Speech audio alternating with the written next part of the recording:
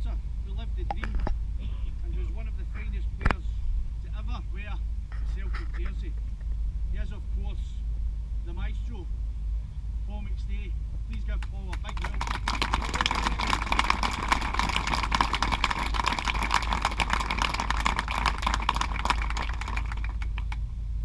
There's no pressure on our next speaker to follow that. The Celtic FC Foundation Chief Executive, Tony Hamilton.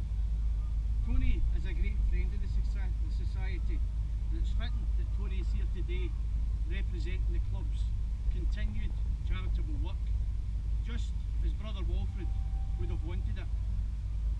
Last but not least is our raconteur extraordinaire. You love that. Terry Dick, the son of Glenn Daly. Anyone who has heard Terry speak at our events will know if there's one man who can bring the Celtic story to life and paint a picture as if we're all there witnessing it, then it's Terry. We'll then get Paul to unveil the plaque. This isn't actually the plaque, this is just a bin bag cover. Things were tight, but it's not that tight.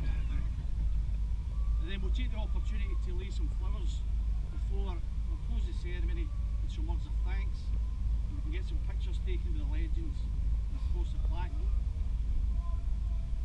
Ladies and gentlemen, the Celtic Grave Society. Who planned it for before I gave it? I couldn't get a priest to bless the plaque because it's Sunday morning and we got a crowd, nobody can hear me. The Celtic Graves have wanted to mark this hallowed ground for a number of years, and what we wanted to achieve is a visual reminder, telling the story of the first ground and also providing an image so supporters can stand on this very spot and look round. We join in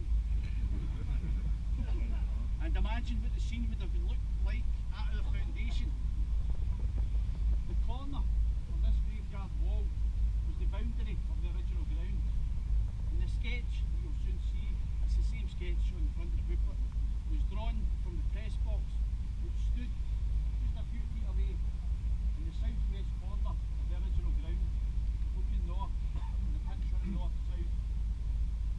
Along the length of Janesville Street here was a wooden perimeter fence, and the main entrance to the ground was in Springfield Road, just around the corner. There was a total of only 7 entrance gates, which quickly extended to 10 as the crowds flocked, with as many as 25,000 packing into a ground that held around 10,000. In September 1889, when we drew the establishment team Queen's Park in the first round of the Scottish Cup, the away team were forced to climb through adjacent gardens and over the perimeter fence to gain access. Such was the size of the Celtic crowd. But it was a modest ground with no fancy trappings, as we were a club born to fund the maintenance of the poor children's dinner tables. The open air pavilion stood on the east side of the pitch, and around the ground was a primitive unbanked terrace on 3 sides. 2 years later, in 1890, another open air stand similar to the pavilion was built along this graveyard wall. The Celtic Park tried to adjust to the demand. The cream of England all flocked here. In 18 friendlies, we only lost 1 match.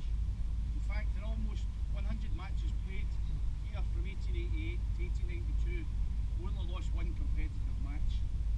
Significantly, this was the only ground that brother Walfred knew, for in the same week that he was transferred to London, the current Celtic Park was opened.